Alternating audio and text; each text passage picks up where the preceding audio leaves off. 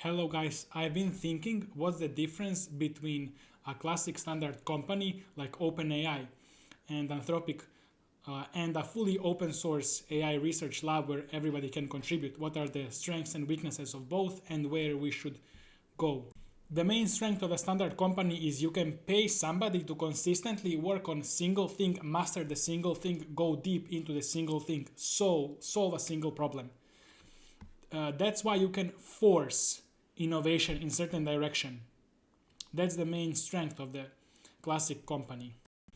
And on this open source where everybody can contribute, our main strength is that we can have so many different projects, LLMs, diffusion, image, video, world models, and then a lot of different people can contribute a lot of different ideas.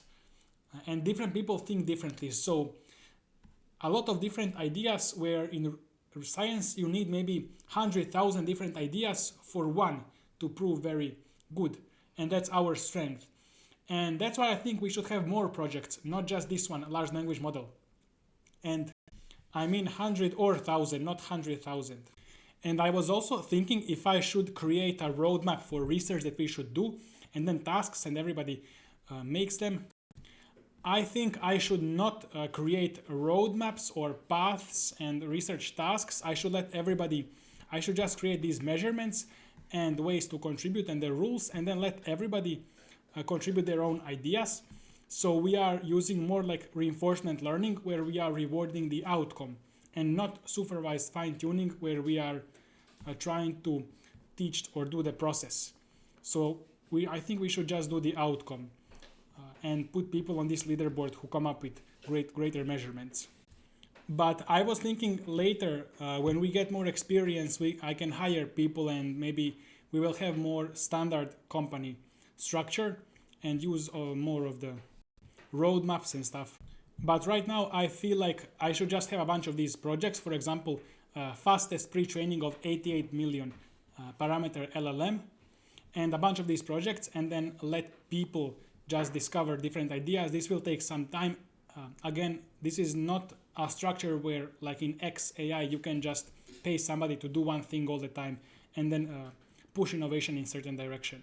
This is a bit different where you need to let it organically grow and improve, but you can have a lot more projects at the same time. And I really like this project because right now it takes about 2 hours to train this, but I imagine over like a few years it could take minutes. And then we can just add different research projects like video generation, image generation, JEPA, world models, etc.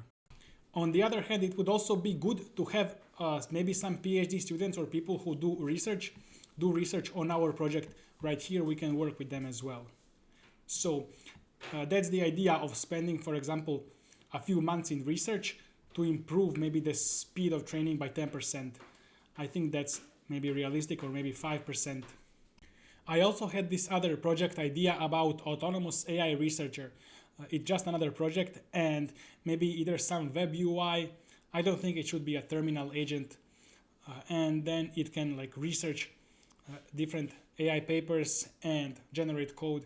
This is what OpenAI is gonna do in 1 or 2 years, they said. Maybe we would need to build environments for reinforcement learning and teach it. And if it's web UI, then it's gonna be easier for everybody to contribute. It's not so difficult as doing this AI research. So maybe people can just use Sonnet or Opus to generate some features. Now let me show you how to set this up. So link to this repository is below. You just need to clone and then go into this setup guide. I recommend you read this. So you will, before even cloning, you need to select your GPU. You may use Google Colab, which I just created, and just follow the instructions there, and there is a video as well. Thank you Novita for giving us free compute. I use Novita here on Spot Billing. They're so cheap. However, if it's not available in your region or you prefer other providers, you can also use different GPUs.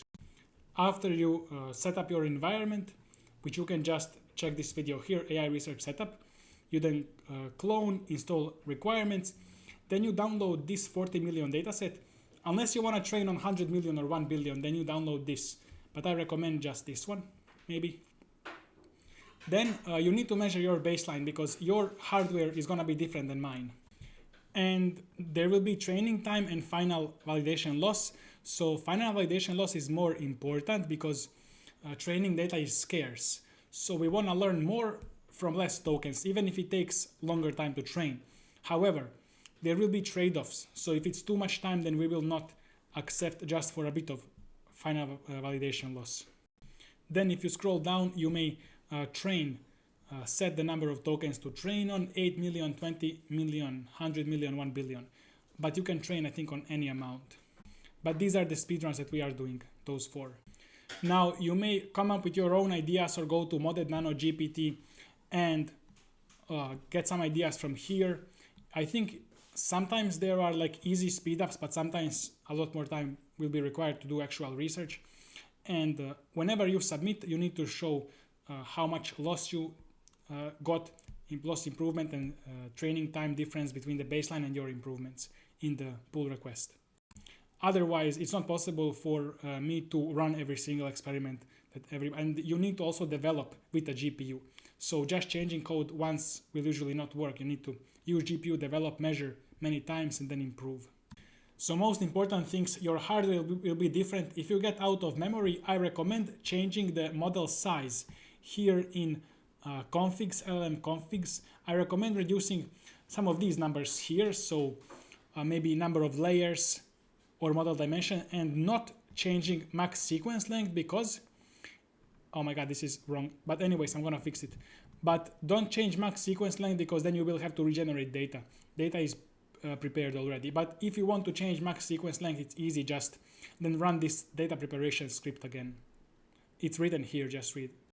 Just remember to measure your baseline first, so the code as is, and then measure your improvements as you improve it. And once you finish, you may submit a pull request and show your results. If you have some image, don't paste AI generated text, but rewrite it. Instead, make it more concise. Get to the point straight so people who are reading, it doesn't take too much time from them. I mean, when you are describing what the change is in your pull request.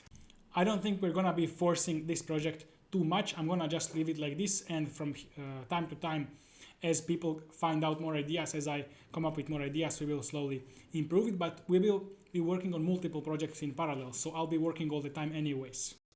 Here are some other ideas that I had. You know, diffusion can do everything. Maybe we do like omni diffusion model that can generate text, video, image, everything, but maybe even autoregressive model that can do everything is better than this one, we'll see. And then video generation, image generation, maybe some linear model, or we should maybe add some linear layers here, I'm not sure. That was the research idea, to add like gated delta net and Kimi delta net attention and test them. I think they will actually train faster. So maybe I'll just add here in issues. Then I'm also thinking we add JEPA, by the way. And I think eventually we will merge all of the models in a few years. That's what Demis Hassabis said. Maybe you would merge like text, video, everything into a single model, and then it's gonna know all of that. We'll see if I start creating the AI research, autonomous AI research agent or platform or something in the next video or not. So you can check my school to become AI researcher. There are all of these courses from math, fundamentals, PyTorch, LLMs, transformers, neural networks. Here is a detailed description. Check the link below. And we have live calls as well. And so see you in the next video. It's 7-day free trial and then just $9 per month.